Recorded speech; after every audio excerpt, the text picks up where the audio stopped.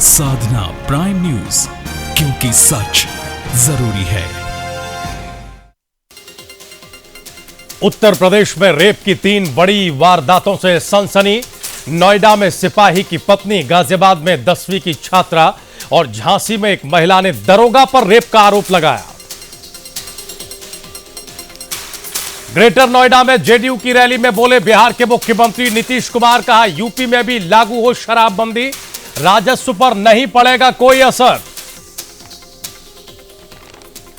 Professor Ramgopal Yadav के जन्मदिन समारोह में छलका शिवपाल यादव का दर्द, बोले नई पीढ़ी नहीं समझती समाजवादी विचारधारा। बड़ा सवाल यह कि कैसे दूर होगी शिवपाल यादव की नाराजगी। केंद्रीय कर्मचारियों के लिए खुशखबरी, 7वें वेतन आयोग को मिली कैबिनेट की मंजूरी। करीब 1 करोड़ केंद्रीय कर्मचारियों और 60 लाख पेंशनधारियों को मिलेगा फायदा। वेतन में 23% तक की बढ़ोतरी।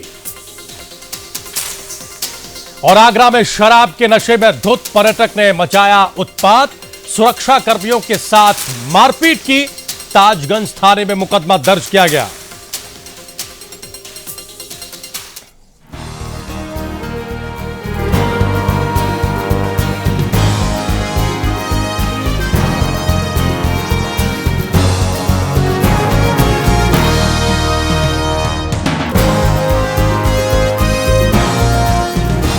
नमस्कार, स्वागत है आप सभी का प्राइम न्यूज पर। मैं हूं राजीव रघुनंदन और यह वक्त प्राइम एजेंडा का है। उत्तर प्रदेश में यानी हमारे सूबे में मुख्यमंत्री अखिलेश यादव की सरकार के 4.25 साल बीत चुके हैं और इन दिनों के अखबारों के विज्ञापनों को अगर आप देखते ही होंगे तो ऐसा लग रहा है कि समाजवादी सरकार में राम राज्य आ गया है। उन्नत प्रदेश का सपना कितना पूरा हुआ है, यह आज का मुद्दा नहीं है। बात आज उत्तर प्रदेश के अपराध प्रदेश बनने पर हो रही है और उसमें भी महिलाओं के खिलाफ होने वाले अपराधों की। दिल दहल जाता है जब सुनने को यह मिलता है कि सरेआम लड़की को कार में अगवा करके ले जाया गया और फिर चलती कार में लड़की के साथ गैंगरेप किया गया। इसके बाद लड़की को सड़क किनारे फेंक दिया गया। अब यह कोई चौंकाने वाली ब्रेकिंग न्यूज नहीं है। हमारे प्रदेश में आए दिन यह हो रहा है, आज यहां तो कल वहां। अफसोस और शर्मिंदा होने का सबब है ऐसी खबरें, लेकिन हैरानी इस बात की है कि सूबे की सरकार से लेकर विपक्ष की महिला मुखिया इस मुद्दे पर मौन रहती हैं। 1090 जिसे लेकर खूब ढिंडोरा पीटा जा रहा है, उसमें कॉल कर महिलाओं को सुरक्षा देने के वादे हवाई ही दिखते हैं। कहीं दरोगा फरियादी महिला से मसाज करवाता दिखता है तो कहीं कोई मंत्री विधायक किसी पुलिस वाले को धमकी देता है। और तो और पुलिस वाले तो अब अवैध वसूली के लिए सड़कों पर एक दूसरे के साथ कपड़ा फाड़ युद्ध भी करते हैं। तस्वीरें पूरे प्रदेश ने देखी हैं। यह वाक्य इसलिए बताना जरूरी है क्योंकि समझना है कि सूबे में कानून का राज मानो खत्म सा हो गया है। पुलिस वाले मारे जा रहे हैं, अपराधियों के हौसले बुलंद हैं। मुख्यमंत्री अखिलेश केक के साथ कुनबे की कड़वाहट को पचाने की कोशिश कर रहे हैं और इन सब के बीच मुख्य विरोधी पार्टी एयर कंडीशन हॉल में बाइट और प्रेस कॉन्फ्रेंस करके सड़क की लड़ाई लड़ने का दावा कर रही है, या फिर तमाम पार्टियों का यही हाल है। हर गैर जरूरी मुद्दों पर यानी खाने से लेकर पीने तक की चीजों पर सियासत हो रही है। लेकिन अफसोस यह है कि हर दिन होने वाली गैंगरेप की घटनाएं, बलात्कार की वारदातें, एसिड अटैक्स की घटनाओं पर राजनीतिक दलों को कोई इंटरेस्ट नहीं है सिवाय एक बाइट यानी प्रतिक्रिया दे देने भर से। क्योंकि पॉलिटिकल माइलेज के मुद्दे नहीं हैं ये। नोएडा, गाजियाबाद, ग्रेटर नोएडा और आसपास के इलाकों की हालत तो और ज्यादा खराब है। चुस्त पुलिसिंग की हवा रोज निकलती है। प्राइम एजेंडे में आज हम इसी मुद्दे पर चर्चा करेंगे कि आखिर क्यों उत्तर प्रदेश में महिलाओं के खिलाफ अपराध कम होने का नाम नहीं ले रहे हैं, क्यों अपराधियों के हौसले इतने बुलंद होते जा रहे हैं, क्यों महिला सुरक्षा जैसे मसलों पर राजनीतिक प्रतिक्रिया नहीं होती, क्यों ये मुद्दे राजनीतिक मुद्दे नहीं बनते। आज का प्राइम एजेंडा इसी पर।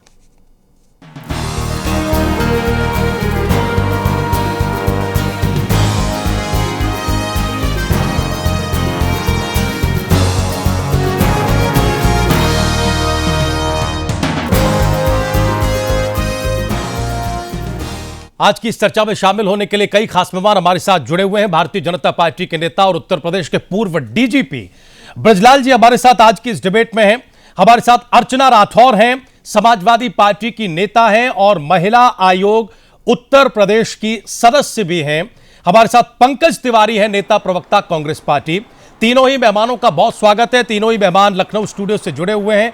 हम इस चर्चा की शुरुआत करें इससे पहले अपने मेहमानों से निवेदन यह करना चाहेंगे कि कृपया करके ये जो विषय आज प्राइम एजेंडा में हमने उठाया है प्राइम न्यूज पर, इसकी संवेदनशीलता और गहराई को समझिएगा।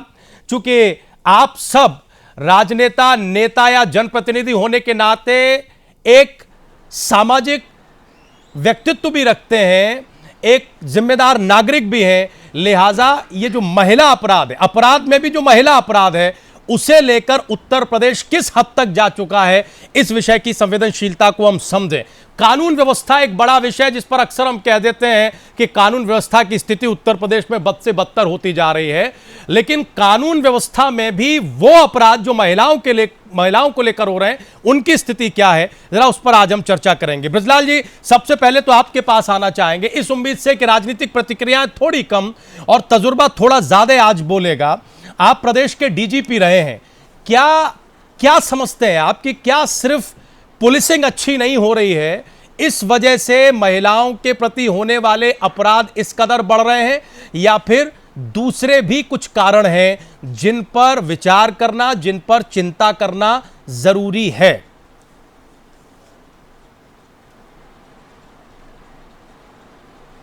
सबसे महत्वपूर्ण चीज होता है शासन का, प्रशासन का और पुलिस का इकबाल।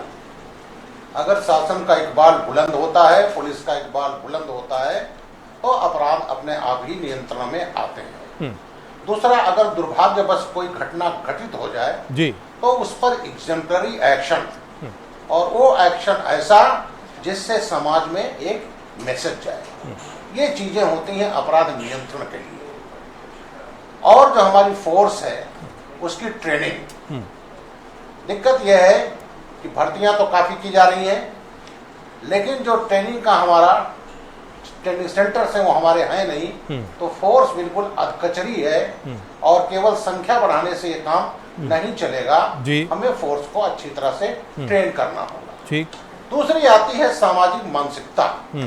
समाज में ये मानसिकता है, महिला अपने को मानसिक रूप से, ज्यादातर महिलाएं अपने को कमजोर समझती हैं और पुरुष प्रधान समाज जो है अपने को मजबूत समझता है। ठीक है। तो ये सामाजिक मानसिकता भी है, इसको भी हमें इसको ठीक करना पड़ेगा, महिलाओं को बताना पड़ेगा कमजोर नहीं है। तो ये कई फैक्टर्स ऐसे हैं। और लॉ ऑर्डर का जो मैंने कहा, गैंग रेप, एक भी गैंग रेप कहीं हो जाए तो उसका समाज पर कितना बड़ा असर पड़ता है, कितना बड़ा दुष्प्रभाव पड़ता है, आदमी उसको सुन करके दहल जाता है। तो ये जो घटनाएं हुई हैं बड़ी दुखद हैं, और इन घटनाओं पर अगर हैं तो उसमें हमने प्रभावी कार्रवाई क्या किया। ये प्रभावी कार्रवाई ऐसा होना चाहिए, कम से कम ऐसे लोग, फास्ट ट्रैक कोर्ट पर उनका ट्रायल हो, प्रॉम्प्ट उनका इन्वेस्टिगेशन हो, फॉरेंसिक साइंस के जो हमारे तकनीक हैं उसका इस्तेमाल हो, और टाइम बाउंड उसका इन्वेस्टिगेशन हो, जिससे उसमें सजा दिया जा सके। लखनऊ का आशियाना केस किसको नहीं मालूम है जी, 10 बरस लग गए। रसूखदार अपराधी और उसके परिवार के लोग रसूखदार, इसी में लग गया कितने साल कि बालिग है कि नाबालिग है। तो ये जो है हमें देखना पड़ेगा कि उसका ट्रायल जो है, अगर घटनाएं हो जाएं तो प्रॉम्प्ट इन्वेस्टिगेशन, अच्छी तरह से उसको सीनियर ऑफिसर सुपरवाइज करें, कहीं कोई उसमें लैकुना ना रह जाए, और लैकुना रहने के बाद उसको फास्ट ट्रैक कोर्ट पर ट्रायल कराना, और ट्रायल करा करके उसको सजा कराना, जिससे समाज में एक असर जाए, एक उसका असर पड़े कि साहब ये घटना हमने किया तो हम बचेंगे नहीं। दूसरा मैंने कहा इकबाल जी, ब्रजलाल जी, जब इकबाल रहता है, अब ये सारी चीजें जो आज हम चर्चा कर रहे हैं ये कोई पहली बार तो हो नहीं रही है। आपने 3 मोटी चीजों का जिक्र किया, जैसे इकबाल की बात जी, ब्रजलाल जी, आपने 3 मोटी चीजों का जिक्र किया। आपने शासन और पुलिस के इकबाल का जिक्र किया। ब्रजलाल जी, हमारी आवाज सर आपको मिल रही है? आपने दूसरा जिक्र किया कि पुलिस की प्रॉपर ट्रेनिंग हो। तीसरा आपने जिक्र किया कि जो सामाजिक मानसिकता है उसमें भी गिरावट आई है। आपने अपनी बात में यह भी कहा कि अगर एक घटना हो जाए गैंगरेप की तो उसका क्या असर पड़ता है, बड़ा गहरा प्रभाव पड़ता है। अब सवाल यह है कि उत्तर प्रदेश में तो अब ये आए दिन की बात है, कोई दिन ऐसा नहीं होता जिस दिन ये घटनाएं रिपोर्ट न होती हो, आप अच्छी तरह जानते हैं। सवाल यह है कि ये जो चिंतन मनन हो रहा है, यह भी कोई पहली बार नहीं हो रहा है, लेकिन जो होना है एक्शन इन सारी बातों पर वो नहीं हो रहा है। इसलिए हौसले बुलंद हो रहे हैं उन लोगों के जो महिला अपराध में लिप्त हैं। हम जरा पंकज जी के पास आना चाहेंगे। पंकज जी, अच्छी बात तो यह है कि बृजलाल जी ने पॉलिटिकल लाइन से थोड़ा अलग हटकर अभी तक अपनी बात रखी है। कांग्रेस पार्टी के नजरिए से यह मुद्दा कितना बड़ा है, एक, और हम क्यों नहीं देखते कि जैसी प्रतिक्रिया कैराना जैसे इशू को लेकर होती है वैसा कोई रिएक्शन राजनीतिक दलों की तरफ से महिला अपराध को लेकर होता हो? हम क्यों नहीं ऐसा देखते सर?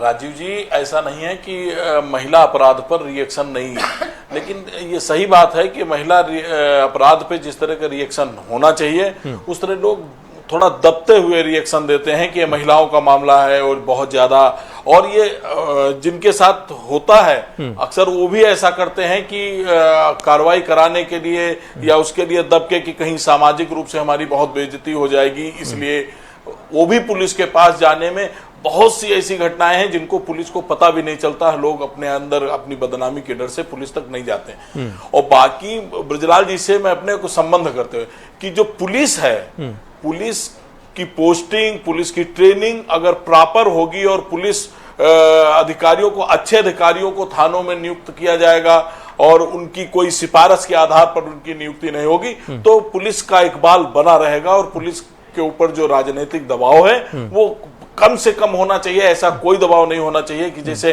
कोई भी अपराधी पकड़ा जाता है उसके तुरंत बाद सरकार में बैठे लोग उसकी सिफारिश के लिए पहुंचने लगते हैं। जब तक ये नहीं खत्म होगा गंभीर इस तरह की घटनाओं के ऊपर, तब तक अपराध में कमी राजीव जी आना बहुत मुश्किल है। और राजनीतिक पार्टियों का सबका रहता है, हम लोगों ने तो कानून व्यवस्था को लेकर उत्तर प्रदेश में कई आंदोलन किए और उसमें हमारे प्रदेश अध्यक्ष तक भी चोट खाए, लेकिन ये सरकार ऐसी है, अब इस पे बहुत आपके अनुसार की राजनीतिक टिप्पणी नहीं, लेकिन इस सरकार में अपराध का इतना बोलबाला है। नहीं, सवाल ये पंकज जी, कोई भी सरकार हो, पूरी तरह सर कोई भी सरकार हो, आप एक बात बताइए। नहीं, यहां तो चलिए समाजवादी पार्टी की सरकार है, किसी भी प्रदेश में कहीं भी कोई भी सरकार हो, केंद्र की सरकार हो, कहीं आपने देखा है कि कोई इतना बड़ा मुद्दा बनाओ, जबकि हर जगह अपराध हो रहे हैं और महिलाओं को लेकर जो अपराध की स्थिति है वो जघन्यता की हर हद को पार कर रही है, हम सब ये जानते हैं, लेकिन हम कहीं कोई वो हलचल नहीं देखते। हमने एक तरीके से छोड़ दिया है चीजों को। नहीं, निश्चित रूप से हमारी और समाज की भी जिम्मेदारी है कि इस घटनाओं में समाज को, जैसे दिल्ली में हुआ था उस तरह की जैसे घटना हो उसका रिएक्शन उस तरह का होना चाहिए। और जो मुकदमा चले वो एक सीमा के अंदर की, बलात्कार के मुकदमे में 3 साल के अंदर सजा हो जाए, 4 साल के अंदर। फास्ट ट्रैक को निर्देशित कर दिया जाना चाहिए कि बलात्कार जैसे मामलों में फैसला तुरंत एक सीमा बांध दी जाए कि 2 साल, 3 साल, 4 साल, ये 5 साल से ऊपर न हो कि 5 साल के अंदर इस मुकदमे का निर्णय आ जाना चाहिए। अब पंकज जी, चाहिए तो इतना व्यापक है, हो सकता है सर, चाहिए तो इतना व्यापक है कि ये पूरा होते होते पता नहीं कितना वक्त लग जाए, क्योंकि 2012 से लेकर आज हम 2016 में बातचीत कर रहे हैं और प्राइम न्यूज तो महिला अपराध को लेकर कई कार्यक्रम कर चुका है, लेकिन हमें तो नहीं लगता कि कहीं कोई सकारात्मक स्थिति हमें दिखती है। हमें तो नहीं लगता कि हम जितनी चर्चाएं यहां करते हैं उसका कोई एक्शन पर भी कहीं कोई फर्क पड़ता होगा, सरकार की फंक्शनिंग में कोई संवेदनशीलता या पुलिस की फंक्शनिंग में कोई संवेदनशीलता आती होगी और चीजें बेहतर होती होंगी। आज अच्छी बात यह कि अर्चना राठौर जी खुद महिला हैं और उत्तर प्रदेश महिला आयोग की सदस्य हैं, समाजवादी पार्टी की वरिष्ठ नेता है, महिलाओं के विषय को थोड़ा ज्यादा बेहतर समझती होंगी। अर्चना राठौर जी, कहां दिक्कत आ रही है? क्यों हमारा जो राजनीतिक तबका है, क्यों हमारा जो शासन है, क्यों हमारी जो पुलिस है वो महिलाओं के प्रति होने वाले अपराधों पर उतनी संजीदा नहीं है जितना संवेदनशील ये विषय है?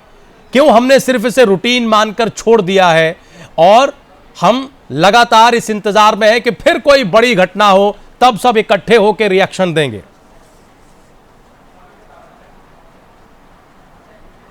राजीव जी, बात इस बात की है कि वास्तव में जो महिलाओं के साथ इस तरीके की घटना होती हैं वो निंदनीय हैं और ऐसे जघन्य अपराध समाज में नहीं होने चाहिए। किंतु समाजवादी पार्टी सरकार की अगर बात करें तो हम राज्य महिला आयोग की 25 सदस्य हैं जो लगातार महीने के प्रथम बुधवार को डिस्ट्रिक्ट में जाते हैं और अपराधों को, उनकी समस्याओं को सुनते हैं और उनका त्वरित निराकरण करते हैं। दूसरा 1090 के जरिए भी लड़कियां अपनी बात को कहती हैं, लेकिन चूंकि ये जो बलात्कार की बात जब आती है, आकस्मिक घटना की बात आती है, तो वहां संस्कारों का क्षरण है। ये कोई सरकार या कोई व्यक्ति एक चाहे तो ये खत्म नहीं हो सकता। ये तब खत्म हो सकता है जब समाज का हर व्यक्ति ये समझे कि आज जिस लड़की के साथ घटना हुई है, चाहे वो किसी भी राजनीतिक दल का हो, चाहे वो किसी जाति का हो, चाहे किसी भी धर्म का हो, लड़की का मतलब लड़की है, बालिका का मतलब बालिका है, महिला का मतलब महिला। यानी वो महिला आपके घर की भी हो सकती थी, वो बेटी आपकी बेटी भी हो सकती थी। जब तक इस तरीके की भावना हर व्यक्ति के मन में घर नहीं करेगी, तब तक एक सामूहिक आंदोलन नहीं चल सकता। और जब तक ऐसा आंदोलन नहीं चलेगा, तब तक इन अपराधों जो ये कुकृत्य है उसको निजात नहीं मिल सकती, क्योंकि संस्कार विहीन समाज, इस तरीके के विकृत लोग, मैं तो ये कहती हूँ कि अगर ऐसी घटना कोई व्यक्ति संस्कार और चेतना की बात आप कर रहे हैं। हाँ, जी, मैम, संस्कार और चेतना की बात आप कर रही हैं। ये जो सामाजिक मानसिकता है, अभी जब ब्रजलाल जी विश्लेषण कर रहे थे, मेरे पहले प्रश्न का उत्तर जब वो दे रहे थे, तो उन्होंने इसे तीसरे नंबर पर रखा था। आप उत्तर प्रदेश में उस पार्टी से ताल्लुक रखती हैं जो सरकार चला रही है। सरकार अखबारों में विज्ञापन दे के तमाम ढिंढोरे भी पीट रही है। हम ये समझना चाह रहे हैं कि जो 2 पॉइंट हैं शुरुआत के, एक तो शासन कानून और पुलिस का इकबाल, नहीं, शासन कानून और पुलिस का इकबाल और पुलिस की ट्रेनिंग, ये कहां है आपके विश्लेषण में? यानी सरकार की जो सीधी जिम्मेदारी है वो कहां है?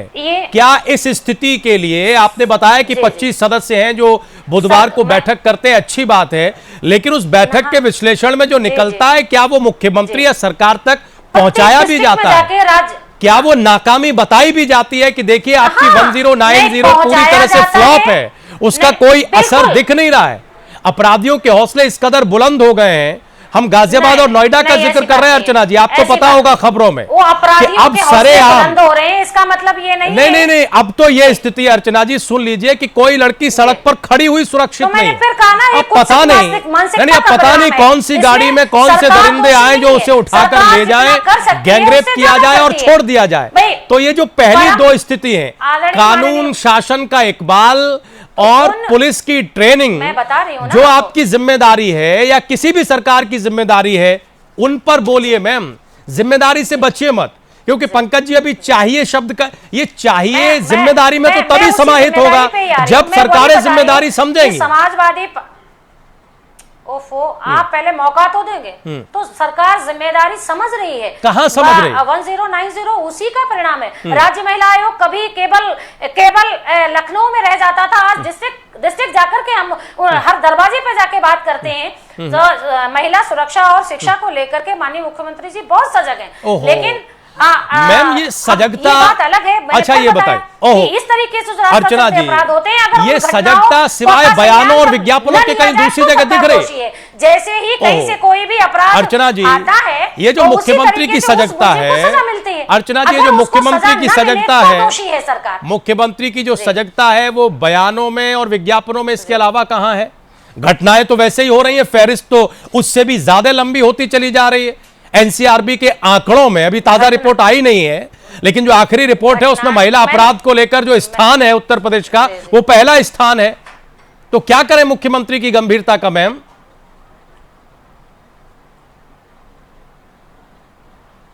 मैं बता तो रही हूं कि इसके लिए व्यक्ति को अपने मानसिक दशा में परिवर्तन करना होगा। अच्छा, मतलब सरकार को कुछ नहीं करना है, हमें परिवर्तन करना ये सारे जो बलात्कार हो रहे हैं वो मानसिक दशा की वजह से हो रहे हैं। सरकार के साथ साथ नहीं, बिल्कुल साथ साथ सरकार तो लगातार काम कर रही है। सरकार अगर उन अपराधियों को शरण दे तो गलती सरकार की है। जैसे ही अपराध सामने आता है तुरंत उसका निराकरण किया जाता है। तुरंत राज्य महिला आयोग के संज्ञान में जब भी कोई भी बात आती है, तुरंत एसपी से हम रिपोर्ट लेते हैं और वहां हमारी टीम जाती है। उन अपराधियों को जब तक सजा नहीं मिल जाती है हम लोग चुप नहीं बैठते हैं। तो ऐसा नहीं है, हम लोग ब्रजलाल जी देख रहे हैं, आप पंकज जी देख रहे हैं, आप आपके इतनी अगर- प्रॉम्प्ट हाँ, स्थिति है, बताइए। इतनी प्रॉम्प्ट हाँ, स्थिति बिल्कुल। है, इसके बावजूद हाँ, बताया ना। उत्तर प्रदेश में महिला अपराध को लेकर ग्राफ बढ़ता जा रहा है। इतनी प्रॉम्प्ट स्थिति है जो बता रही है अर्चना जी। ब्रजलाल जी, आपसे हम टिप्पणी लेंगे।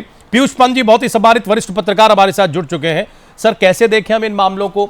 शायद ये 8वीं बार होगा जब हम और आप महिला अपराध को लेकर प्राइम एजेंडा में चर्चा कर रहे हैं। हम समझना ये चाह रहे हैं सर, दिक्कत कहां है? क्यों जो स्थिति विज्ञापनों में दिखती है वो स्थिति नहीं दिखती हमें सड़क पर? पीयूष जी। देखिए राजीव जी, लगातार जो उत्तर प्रदेश में हो रहा है, बहुत ही मतलब आप देखिए कहीं कोई जो कानून व्यवस्था है कहीं खत्म है, बिल्कुल जी। है, चौपट हो चुकी है।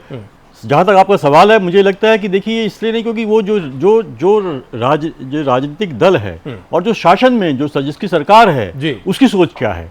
और आप देखिए कि आपको याद होगा कि नेताजी ने किस तरह से उनका क्या स्टेटमेंट आता था जब भी बलात्कार हुआ है महिलाओं का, तो लगातार उनको जो है उनका ये था कि भैया तो ये है तो वो तो जो है पुरुषों के ऊपर डाल देगा, पुरुष हैं वो तो भटक जाते हैं और इस तरह की बातें वो करते हैं। तो जो सर्वोपरि नेता है पार्टी का, जिसकी सरकार है वहां पे, उसका नजरिया अगर महिलाओं के प्रति और महिलाओं के सम्मान के प्रति इस तरीका का हो तो आप सोच सकते हैं कि वहां की जो शासन व्यवस्था है वो कितना सम्मान करती होगी और कितनी रक्षा प्रदान करेगी जो है वो महिलाओं को।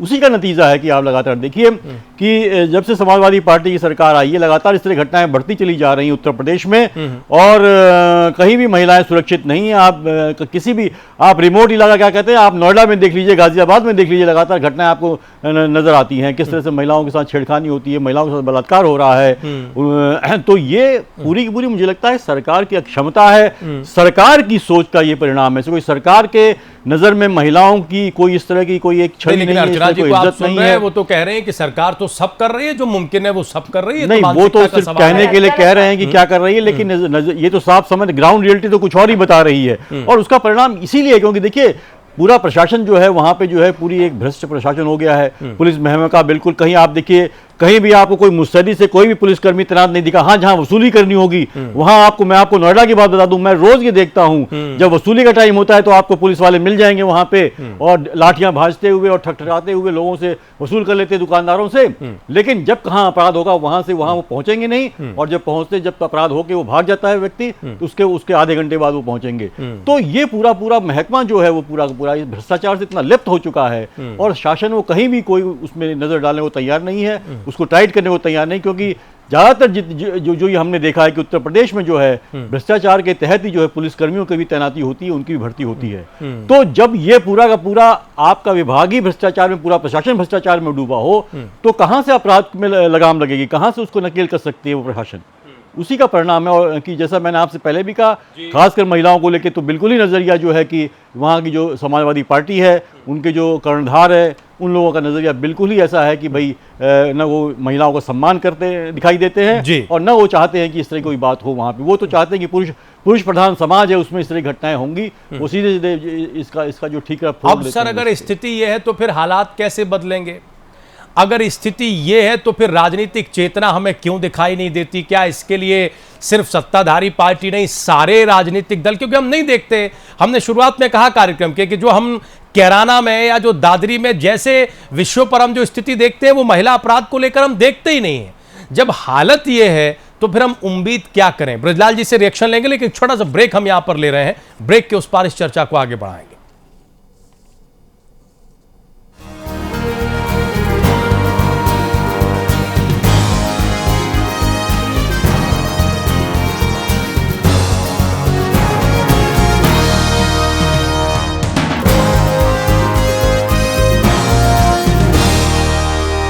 अरे भैया, तुम्हें कब्ज है क्या? लोग ऐसी गंभीर समस्या को हंसी मजाक में उड़ाते हैं। कब्ज कहने के लिए तो एक समस्या है, पर हजार बीमारियों की जड़ है, इसे इग्नोर न करें। 15 खास जड़ी बूटियों से बना पेट सफा आयुर्वेदिक चूर्ण आज ही ले आएं। पेट सफा पहली रात से ही असर दिखाता है और इसकी आदत भी नहीं पड़ती। पेट सफा, हर रोग दफा। हर वर्ग को मिले मौके भरपूर, सभी वादे हुए पूरे, विकास से नहीं रहा कोई दूर।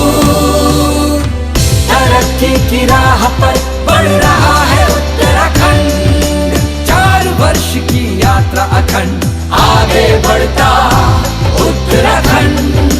अल्पसंख्यक समुदाय की विशिष्ट आवश्यकताओं के अनुरूप योजनाओं को संचालित कर समुदाय को विकास की मुख्य धारा में लेने के लिए ठोस पहल कर रही है मुख्यमंत्री हरीश रावत के नेतृत्व की सरकार। मुख्यमंत्री हुनर योजना प्रारंभ। तकनीकी शिक्षा के क्षेत्र में हुनर के माध्यम से अल्पसंख्यक बच्चों को रोजगार की मुख्य धारा से जोड़ने का निर्णय। योजना के क्रियान्वयन में मदरसों को भी जोड़ा जा रहा है। अल्पसंख्यक प्रतिभावान छात्रों को परीक्षा की तैयारी के लिए विभिन्न स्तरों पर प्रोत्साहन राशि दी जा रही है। अल्पसंख्यक स्वरोजगार के लिए अल्पसंख्यक वित्त निगम द्वारा 25% सब्सिडी के साथ ऋण उपलब्ध कराया जा रहा है। मदरसों की पढ़ाई को मान्यता। मदरसा बोर्ड का गठन। मदरसा बोर्ड की नियमावली जल्द। अल्पसंख्यक महिलाएं अपने पैरों पर खड़े होकर पुरुषों के साथ कंधे से कंधा मिलाकर अपने परिवार और समाज के विकास में भागीदार बने। इसके लिए उनकी तकनीकी और उच्च शिक्षा के लिए 3 महिला ITI और 2 महिला डिग्री कॉलेज बनाए जा रहे हैं। राय सिख समुदाय के मेधावी छात्र छात्राओं के लिए केसर सिंह स्मृति सहायता कोष। देश विदेश में उच्च शिक्षा के लिए ब्याज मुक्त ऋण उपलब्ध कराए जाने के लिए Maulana Azad education finance foundation का गठन। आगे बढ़ता उत्तराखंड।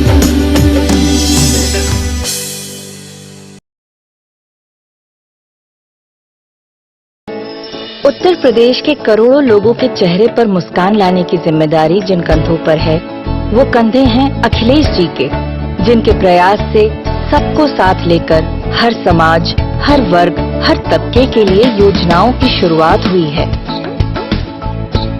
गांव में रहने वालों का जीवन स्तर सुधारने के लिए जनेश्वर मिश्र ग्राम योजना शुरू की। इसमें गांव में पक्की सड़कें और नाली बनाने का काम हुआ।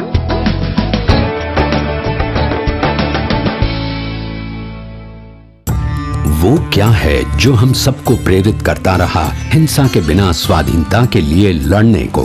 वो क्या है जो राष्ट्रीय दल को चालित करता है कट्टर विरोधी पर काबू पाने को? वो क्या है जो भारत के जन जन से इतनी मेहनत करवाता है आर्थिक प्रगति के लिए, प्रतिबद्धता और हमारे देश का गौरव? भारत एक और ऐतिहासिक उपलब्धि के लिए तैयार है, खुले में शौच का समापन। भारत को एक स्वच्छ और खुशहाल देश बनाने में मदद करें, ये हमारे हाथ में है।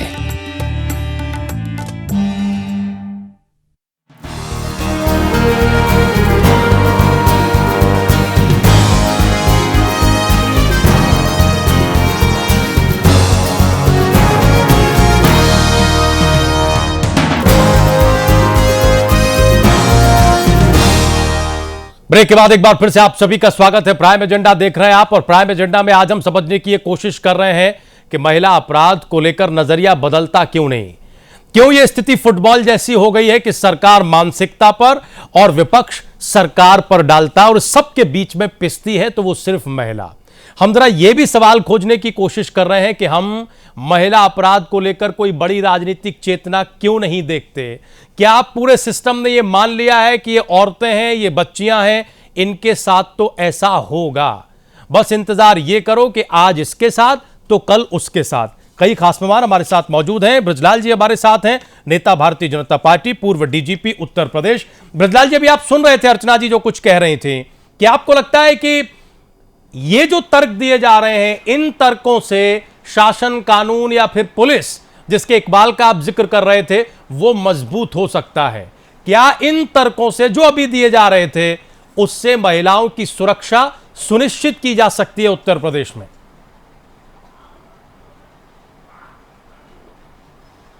देखिए, ऐसा है कि 1090 काफी प्रचारित किया गया, काफी क्रेडिट लेने की कोशिश की गई। कोई भी कहा जाता हमने ये ऐप्स लागू कर दिया, ये एप्लीकेशन लागू कर दिया। ऐप्स लागू करने से अपराध रुक जाए तो फिर जो है, लेकिन अपराध रुकता है फुट सोल्जर, आपका थाना, आपका सिपाही, आपका हेड कांस्टेबल, जिले का फोर्स, अपराध उससे रुकता है। अब मैंने कहा ट्रेनिंग, सरकार ने क्या किया, धुआंधार भर्तियां हो रही हैं, ट्रेनिंग की सुविधा है नहीं जी। केवल एक है कि सरकार जब तक है तब तक अपने अपने मर्जी के हिसाब से भर दीजिए। इंटरमीडिएट क्वालिफिकेशन था सिपाहियों का, और आपने रिटन परीक्षा खत्म कर दी। एक तरफ आप करते हैं हाईटेक पुलिस, और एक तरफ रिटन परीक्षा आज उत्तर प्रदेश पुलिस में खत्म कर दी। हम लोग नौकरी में आए थे, जो सिपाही 8वां पास आता था तब भी हम उसका टेस्ट लेते थे, मात्र इसलिए कि अपने मर्जी के हिसाब से फिजिकल टेस्ट लेकर भरने, ना उसकी ट्रेनिंग हो रही है। दूसरा है डीमोटिवेटेड फोर्स, मोटिवेशन नहीं है, इकबाल गिरा हुआ है, और उसी का परिणाम है कि कई घटनाएं होती हैं। आज इसी महीने 5 पुलिस अफसर मारे गए, एक एसपी सहित, एक 2 आपके मथुरा में, एक हाथरस में, एक बरेली में, और एक अंबेडकर नगर में। तो जो पुलिस खुद पिट रही है, तो पुलिस का इकबाल कहां से होगा? और ये तभी होता है जो अपराधी अपने को कानून के ऊपर समझता है, और ऐसे अपराधी को सत्ता की पार्टी का रसूख होता है, वही ये समझता है, और उन पर अगर कार्रवाई हो जाए तो दूसरे लोगों पर एक इफेक्ट जाता है। दूसरा, जो रेप की घटनाएं होती हैं, किसी महिला के साथ पहले छेड़छाड़ से शुरू होता है। छेड़छाड़ के बाद होता क्या है, कहीं वो अपनी जान लेकर फरियाद लेकर जाती है तो सुना नहीं जाता। हमेशा कोशिश होती है मुकदमा ना लिखा जाए। अगर उसी स्टेज पर छेड़छाड़ की घटना होती है, उसी समय मुकदमा कायम करके कार्रवाई कर लिया जाए, तो अपराधी एकाएक रेप होता है, ऐसी बात नहीं है। लेकिन तमाम ऐसी होती है, छेड़छाड़ होता, आज छेड़छाड़ हुआ, कल होगा, और उसके बाद ये घटना रेप में परिवर्तित होता है। दूसरा, आइसोलेटेड प्लेसेस पर पुलिस की गश्त, सड़क पर गश्त, 8 आवर्स पर गश्त। लेकिन अभी मैं पीयूष जी का मैं सुन रहा था कि फोर्स जो है इस समय उनका एक टारगेट रह गया है, पैसा वसूली। उस समय आप सड़क पर जो है मुस्तैद दिखाई पड़ेंगे अर्ली मॉर्निंग में, क्योंकि वसूली करनी है। लेकिन जहां पर महिलाओं के कॉलेज हैं, महिलाओं के स्कूल हैं, जहां पर सार्वजनिक प्लेस हैं, पार्क हैं, वहां पर आपकी प्रेजेंस नहीं दिखाई पड़ेगी, तो ऐसे फोर्स का क्या फायदा? तो ये चीज पुलिस की लीडरशिप को, प्रदेश सरकार को तय करनी है कि आप फोर्स का उनका एजेंडा तय करिए, उन्हें करना क्या है, क्योंकि तमाम अपराध रोके जा सकते हैं जो रुक नहीं रहे हैं। दूसरा, स्कूलों में बच्चियों को ट्रेनिंग, सेल्फ डिफेंस की ट्रेनिंग, और उनको ये करना कि किस तरह से अपनी सुरक्षा आप कर सकती है। कई तरीके हैं, तमाम वो आ रहे हैं, मिर्च का होता है स्प्रे करके भाई अपने जेब में रख लीजिए, जरूरत हो उसका इस्तेमाल कर लो जी। जूडो, कराटे, तमाम चीजें हैं जिससे उनमें एक वो आए, एक उनका मनोबल ऊंचा हो कि वो अपने को डिफेंड कर सके। अच्छी बात है ब्रजलाल जी, आपने इतनी सारी बातें बताएं। एक छोटा सा कमेंट, क्या इसमें संस्कार भी कहीं कुछ है? कार्रवाई करें। क्या इसमें कहीं कुछ वो संस्कार भी है जिसकी तरफ अर्चना राठौर जी इशारा कर रही थी?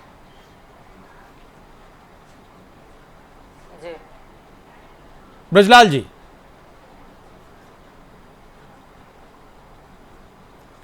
ऐसा है कि इसमें अर्चना जी झुका रही हैं।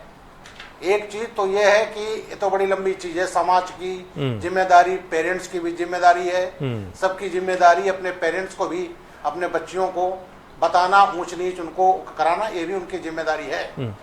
लेकिन जो तत्कालिक रूप से हमें करना है, जो प्रोफेशनल तरीके से काम करना है, वो सरकार का काम है। मतलब सरकार अपनी जिम्मेदारी तो उठाए कम से कम। तो हम इसको ये करके के साथ समाज में जवाब लेते हैं। सर जवाब लेते हैं, फिर हम जरा पंकज जी के पास जाएंगे। अर्चना जी, अब जवाब दीजिए।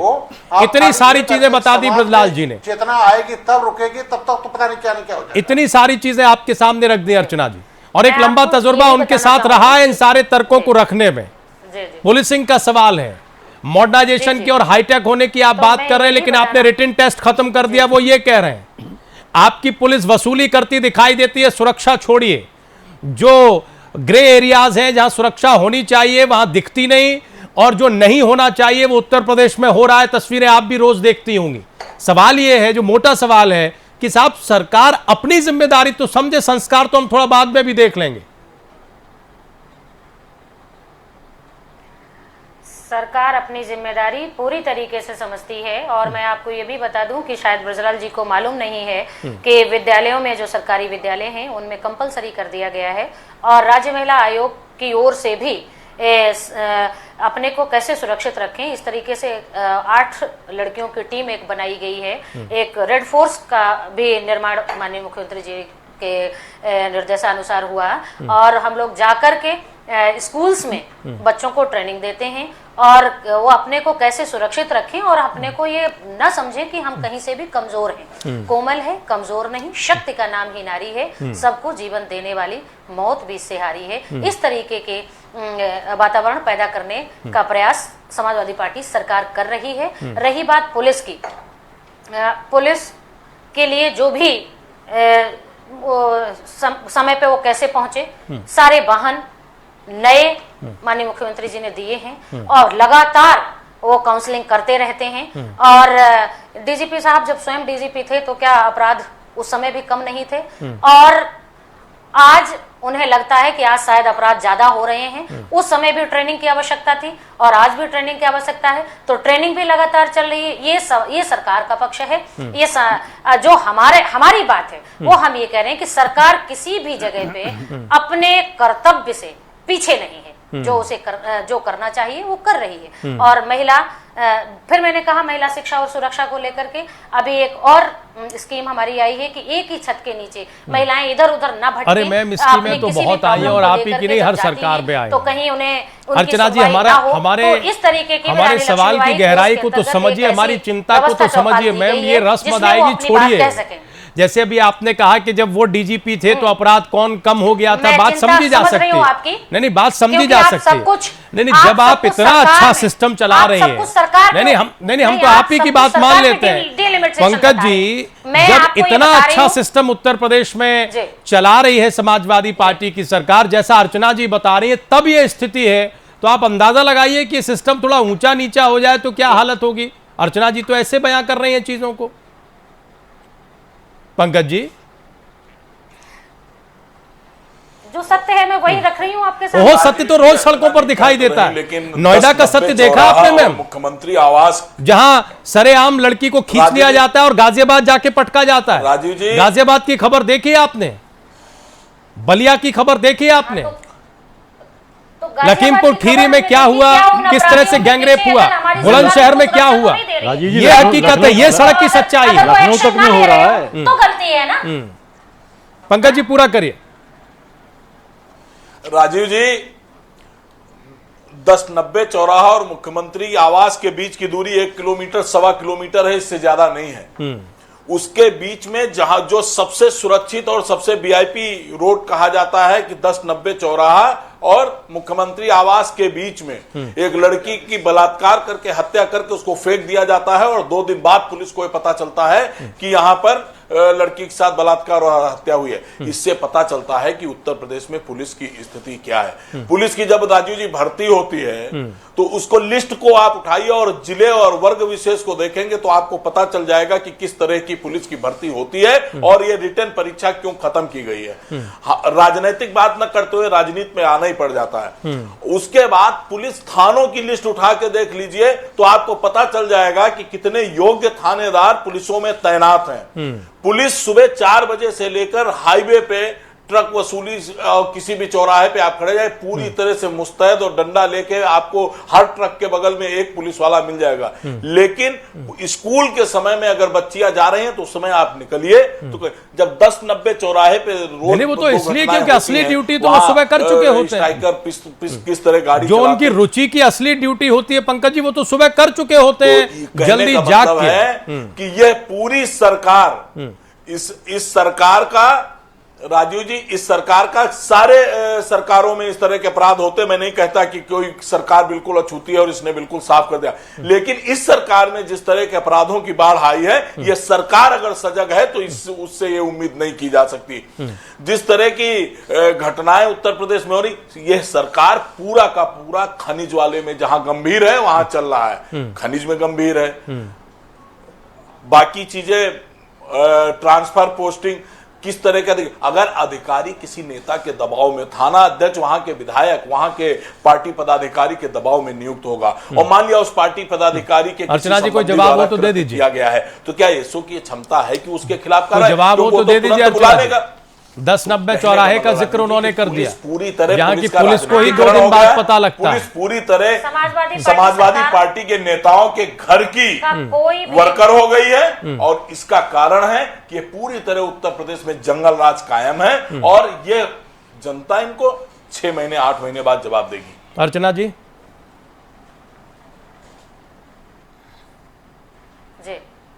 जवाब दे दीजिए। जिस घटना की जिक्र आदरणीय हमारे बड़े भाई जी ने किया है, यदि ये बात सच है तो वास्तव में ये निंदनीय है। जो सच है वो सच है कि और जिस अर्चना जी अगर मगर का सवाल कहाँ है अब, और उसको सड़क के अगर ये सच है इसका तो कहीं प्रश्न ही नहीं है, सच ही है। मैं बता रही हूँ कि उत्तर प्रदेश के जो हालात आपके सामने हैं, आप देखना चाहे या ना देखना चाहे, ये सच ही है जो आपके सामने है। ये जो सत्य है तो ये निंदनीय है, लेकिन उसके बाद नहीं तो ये सत्य है तो मैं बता तो रही हूँ कि तो ये निंदनीय है।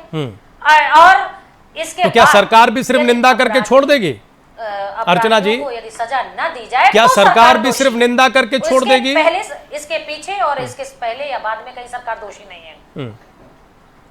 नहीं, निंदा नहीं करके छोड़ देगी। नहीं, निंदा नहीं है। सवाल ये किया क्या सरकार अपराधियों को तो जवाबदेही क्या है सरकार की? मैम करके क्यों छोड़ दी? नहीं, निंदा तो करते हैं विपक्षी लोग, सरकार में रहने का मतलब क्या है? फिर तो वही बात आ जाएगी इकबाल की, जहां से हम चले थे वहीं से फिर आ जाएंगे लौटकर। इसका मतलब है कि आपके शासन का इकबाल नहीं रहा है जब सरकार ही निंदा करने लगे। अरे सरकार कार्रवाई करने के लिए होती है, सरकार मैसेज देने के लिए होती है, सरकार हालात नियंत्रित करने के लिए होती है। मानसिकता ही व्यक्ति की बन गई है कि वो महिला को केवल बलात्कार की। अच्छा, ये ऐसी मानसिकता आप ही के राज में क्यों ज्यादा बन जाती है? इसीलिए तो मैंने कहा कि संस्कार को चढ़ा रहे। ये संस्कार पे ही राजू जी एक हल्का सा कमेंट है, संस्कार पे ये संस्कारों का ही चरण है।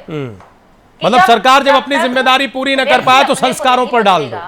वो दूसरों की बेटी अर्चना को जी अपनी बेटी नहीं जब जिम्मेदारी पूरी ना हो तो संस्कारों पर डाल दो। छोटा सा कमेंट है मेरा। हाँ कर दीजिए, छोटा कमेंट कर दीजिए, फिर हम जरा पीयूष जी के पास आएंगे। हाँ। लेकिन वो एकदम अपराध बंद तभी हो सकता है जब व्यक्ति की मानसिकता बदलेगी। अर्चना जी ने कहा कि संस्कारों की बात, इस पार्टी में हम लोग मुलायम सिंह जी को उत्तर प्रदेश का बहुत बड़ा नेता मानते हैं, बड़ी इज्जत है उनकी, लेकिन जब उनके जैसा नेता बलात्कार के मुद्दे पर यह बयान देता है कि ये छोटी मोटी घटनाएं हैं और बच्चों से गलतियां हो जाया करती हैं, पीयूष जी ने इससे पता चलता है कि सरकार का संस्कार क्या है और ये सरकार उत्तर प्रदेश में करना क्या चाहती है। बताइए अर्चना जी, आप संस्कारों की बात कर रही थी, आप तो इसी में फंस गए। जिसकी सरकार हो उस पार्टी का मुखिया ये कहे कि बच्चों से ये गलती हो जाया करती है सार्वजनिक रूप से चैनल के माध्यम से, और उसको पूरे उत्तर प्रदेश की जनता ने देखा, तो हम किस संस्कारों को लेकर इस समाज में मतलब पंकज जी आप कह रहे हैं कि इस पार्टी की सरकार है उसके संस्कार ऐसे हैं। अर्चना जी जवाब दीजिए।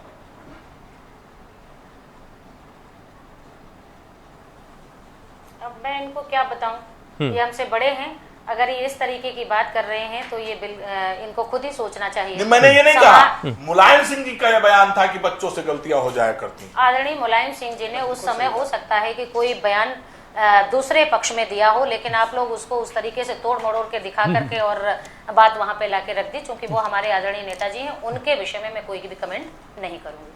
ब्रजलाल जी आप कर दीजिए, ये तो बंधी हुई है उसी संस्कार से, जिस संस्कार में वो बयान है उसी में ये भी संस्कार है कि हम नेताजी के बयान पर कोई कमेंट नहीं करेंगे। बिल्कुल, उसमें मैं पूरा बता दूं, उस केस में सजा हो गया था और सजा होने में एक पर्टिकुलर धर्म विशेष के लोग थे, और वोट बैंक के राजनीति के तहत माननीय नेताजी ने कहा था कि बच्चों से छोटी मोटी गलतियां हो जाती हैं, इन गलतियों की सजा नहीं होनी चाहिए। तो अगर ये पार्टी का सुप्रीमो ये अगर चीज कहता है तो उसका मैसेज क्या जाएगा, इससे आप जो पंकज जी ने कहा वो आसानी से इसका अंदाजा लगा सकते हैं। हम खाली संस्कार की बात करते हैं, चलिए संस्कार, लेकिन पहले आप करो तो आपकी जिम्मेदारी क्या है। अभी जो पंकज जी ने मामला उठाया उस बालिका के साथ डीजीपी ऑफिस और सीएम रेजिडेंस के वहां पर उसकी हत्या होती है, बलात्कार होती है, केवल जो लोगों ने उसके लाश के साथ दरिंदगी की थी उनका चालान हुआ, वो केस वर्कआउट नहीं हुआ है।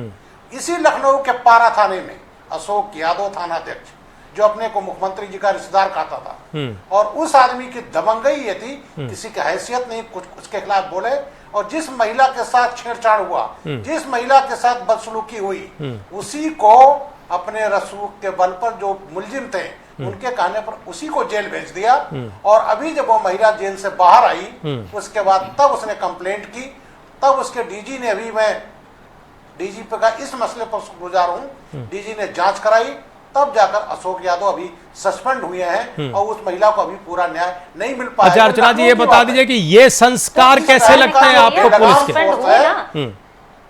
अर्चना जी ये संस्कार अशोक यादव का जिक्र कर रहे हैं वो खुद। सरकार दोषी जब होती, संस्कार विहीन तब होती जब उस अपराधी को सजा ना होती। अशोक यादव अगर सस्पेंड ना होते तो गलती सरकार की थी, जब और तब हमारे संस्कारों में कमी थी। और अशोक यादव नहीं, अशोक यादव जो रेफरेंस देके फलता फूलता रहा वो तुरंत उसे नहीं, ये गलती सरकार की नहीं है। नहीं, ये गलती सरकार की नहीं है। राजीव जी तब होना चाहिए था जब अशोक यादव आज उसी महिला की तरह जेल में होते। अशोक यादव को उस जेल जाना चाहिए था जिस महिला को 15 दिन जेल काट के आनी पड़ी है। उस अशोक यादव को आज जेल के पीछे होना चाहिए था। जब डीजीपी की रिपोर्ट में वो दोषी है, अब तक वो गिरफ्तार क्यों नहीं हुआ और क्यों नहीं गिरफ्तार हुआ, ये सरकार को बताना पड़ेगा कि अशोक यादव क्यों नहीं गिरफ्तार हुए। ठीक है, हम जरा पीयूष जी को ले आए चर्चा। ठीक है सर, हम जरा पीयूष जी को लेकर आए। आज दोषी जेल के बाहर निकला, उसको सस्पेंड होने में होने में 24 घंटे लगे और आज तक मुकदमा उसके खिलाफ नहीं है। आज तक अशोक यादव गिरफ्तार नहीं है।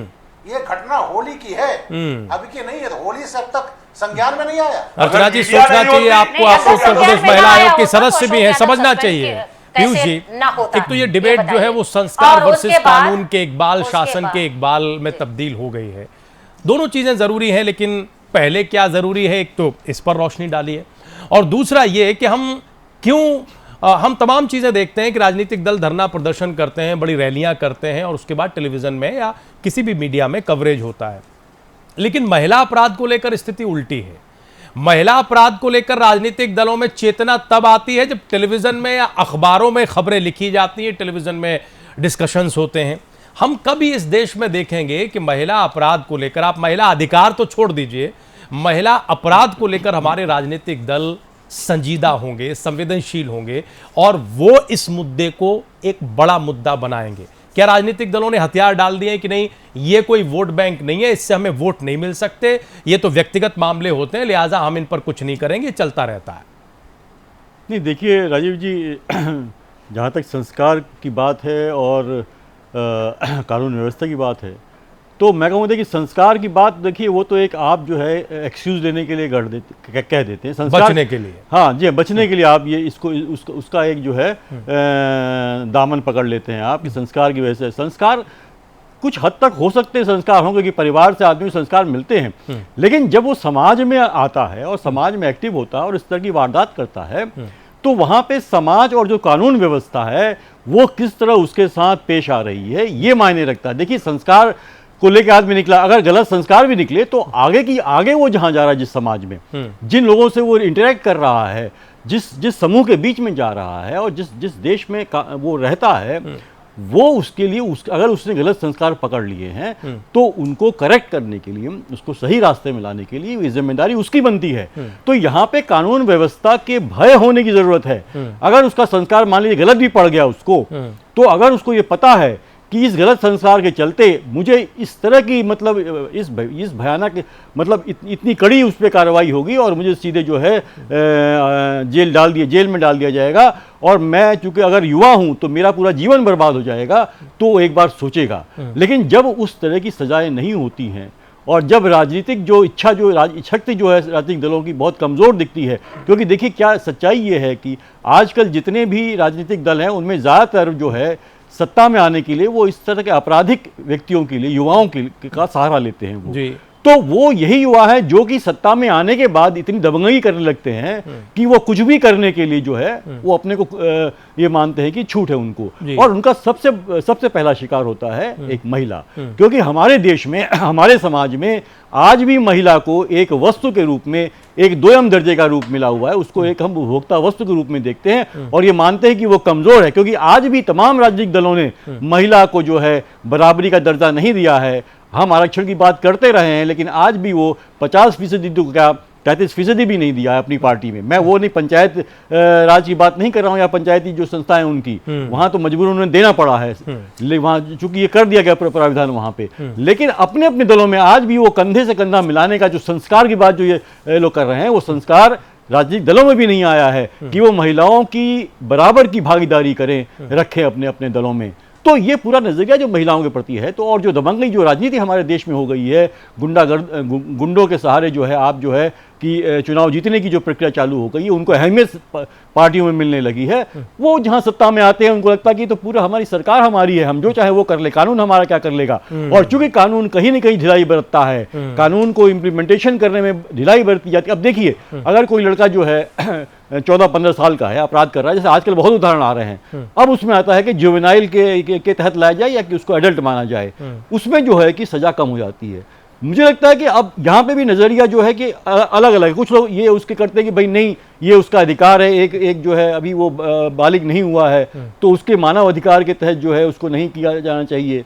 लेकिन देखिए, अब आपको बदलना पड़ेगा, क्योंकि समाज में जिस तरह की मानसिकता पैदा हो रही है इन लोगों में, अभी भी वो नहीं सुधर रहे हैं और इस तरह के अपराध कर रहे हैं। तो आपको अपनी वो जो लिमिटेशन है या जिसके नीचे आप कहते हैं कि एडल्ट है और वो इस तरह के अपराध आपने मान लिया है कि वो करेगा तभी उसको सजा मिलेगी, अगर वो बच्चा है तो उसको नहीं मिलेगी। मुझे लगता है कि बदलना पड़ेगा, कानून को सख्ती से आपको उसका पालन करवाना ही पड़ेगा। तभी मुझे लगता है, जब तक ये एक डर नहीं होगा अंदर आपके कि आपको जो है आपका जीवन बर्बाद हो जाएगा, तब तक आपको उस अपराध करने से पहले, जब तक आप सोचेंगे नहीं कि हमारे साथ क्या हो सकता है, तब तक आप उस अपराध करने से अपने कदम पीछे नहीं खींचेंगे। हम एक सवाल जरा राजनीतिक चेतना पर ले लेते हैं। ब्रजलाल जी, सबसे पहले तो आप ही से शुरू करना चाहेंगे, क्योंकि आज आप बड़ी कंट्रास्ट स्थिति में हैं। जब आप पूरी पुलिस सर्विस में रहे और आप डीजीपी स्तर तक पहुंचे, तब आपने तरह तरह के राजनीतिक दबाव और राजनीति के अलग अलग रुख देखे होंगे अलग अलग मामलों में, और आज आप नेता की हैसियत से हमारी डिबेट में हैं और पिछला तजुर्बा आपके साथ है। क्या आप सहमत हैं इस बात से कि वाकई महिलाओं को लेकर होने वाला जो अपराध है, वो चाहे जो राजनीतिक दल हो, चाहे सत्ताधारी हो या फिर विपक्ष हो, वो चेतना नहीं है जो वाकई होनी चाहिए? जितनी जघन्यता है महिलाओं के साथ, उतनी संजीदगी नहीं है चेतना के तौर पर।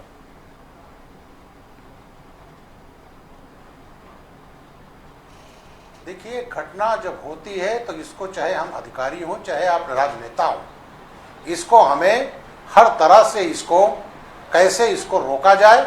और घटना हुई तो आपकी जिम्मेदारी एज ए राजनेता बनती, चाहे आप रूलिंग हो चाहे अपोजिशन में हो, कि आप देखें कि ऐसे आदमी को सजा मिले। इसमें ये राजनीति का विषय नहीं है। दूसरा, आपने कहा राजनीतिक हस्तक्षेप। मैं एक चीज बताना चाहता हूं, शायद ये लोग विश्वास नहीं करें, तमाम जिलों में मैं भी एसपी रहा, किसी का हैसियत नहीं थी राजनेता की। हर पार्टी, कांग्रेस में भी रहा, बीजेपी में भी रहा। जब नेताजी पहली बार मुख्यमंत्री हुए थे तो इटावा का गया था, मैं ही गया था, हालांकि 4 महीने में हटा दिया गया था। तो उसमें हमने कभी राजनीतिक हस्तक्षेप महसूस नहीं किया। नेता भी समझता है कि किस अवसर पर राजनीतिक हस्तक्षेप किया जा सकता है, किस पर नहीं किया जा सकता है। जो अफसर ये कहता है कि साहब मैं क्या करूं, मैं कर नहीं पा रहा हूं, मेरे ऊपर तो राजनीतिक दबाव है, वो 2 चीज हो सकता है, या तो वो कमजोर है, उस कुर्सी के लायक नहीं है, या बेईमान है। क्योंकि वो जानता है कि हम एक्शन लेंगे तो हटा दिए जाएंगे और हम कमाई जो कर रहे हैं हमारी कमाई हट जाएगी। 2 ही चीज हो सकता है, तीसरा चीज नहीं हो सकता है। तो इसमें अफसर का एक भी काम है कि कोई चीज हो हम कानून के हिसाब से काम करेंगे। ठीक है, कुर्सी हमारी चली जाए। मैंने किया है, शायद अर्चना जी को नहीं मालूम है, मैंने इटावा में माननीय शिवपाल जी के खिलाफ मुकदमा कायम किया था जब माननीय नेताजी मुख्यमंत्री थे।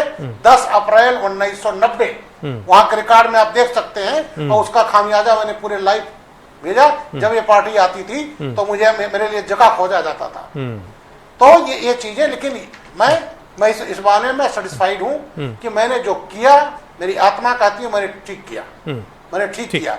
अगर ये अधिकारी ये सोच लें तो फिर ये जो है अपराध पर नियंत्रण किया जा सकता है। पंकज जी, पॉलिटिकल आदमी एक को हटाए कि दूसरा है, दूसरा वही साहब है, तीसरा है, चौथे का आप हटा नहीं पाओ। ठीक है पंकज जी। लेकिन ये जो अधिकारी हैं, जब आप सत्ता के गुलाम बन जाते हैं, आप उनके उस पर काम करने लगते हैं। आज स्थिति है, मैं कई बार कह चुका हूं कि 60-70% एसपी अपने थानाध्यक्षों से डरते हैं। ये स्थिति उत्तर प्रदेश की, अर्चना जी आपको समझना चाहिए। तो स्थिति क्या होगी जो आप पंकज जी, वो राजनीतिक चेतना हम कब देखेंगे सर?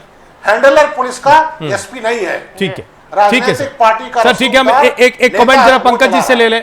आप थानाध्यक्ष अपने एसपी एसएसपी की पंकज बात जी। नहीं सुन रहा है। ये चीजें हैं मूल कारण जिससे अपराध नियंत्रण में नहीं है, जिसमें महिला अपराध भी शामिल है। ठीक है, बहुत शुक्रिया ब्रजलाल जी हमारे साथ जुड़ने के लिए, इस डिबेट का हिस्सा बनने के लिए। बहुत शुक्रिया अर्चना जी वक्त निकालने के लिए, और पंकज जी आपका भी बहुत बहुत शुक्रिया। पीयूष जी आप स्टूडियो में आए, आपका भी बहुत बहुत शुक्रिया। दुर्भाग्य है इस देश का कि दरअसल जो होना चाहिए वो होता नहीं। हम आदी हो गए ऐसी खबरों के, और उत्तर प्रदेश जो सूबा है, हमने शुरुआत में भी जिक्र किया कि एनसीआरबी की जो पिछली रिपोर्ट है उसमें महिला अपराध को लेकर अव्वल है। अब सामाजिक चेतना, संस्कार, हमारा कानून, शासन का इकबाल, ये सारी चीज़ें मिलकर जब अपना काम करेंगी तब हालात शायद बेहतर होंगे। प्राइम एजेंडा आज यहीं तक, आप लोग कहीं जाइएगा नहीं, खबरें जारी।